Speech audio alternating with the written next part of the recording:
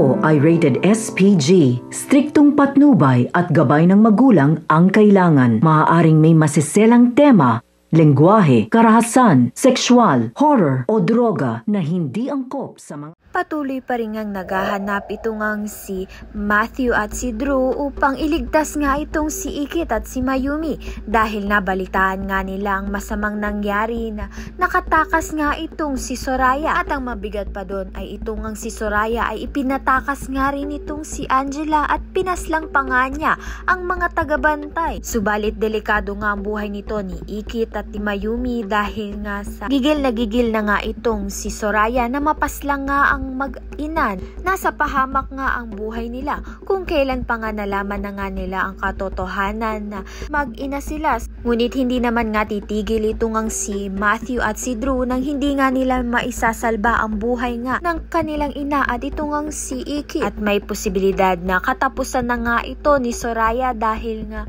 kasama nga nila Matthew at ni Drew ang mga kapulisan upang kasuhan na nga siya, at habang buhay na nga sila ni Angela na makukulong, hindi nga lang sa basta-bastang kulungan kung hindi sa city jail, at doon nga ay mas mahigpit nga ang seguridad at wala nang ang takas si Soraya at si Angela. Kaya naman nga't yan at iba pa ang dapat nating pakaabangan. Maraming salamat sa iyong panonood.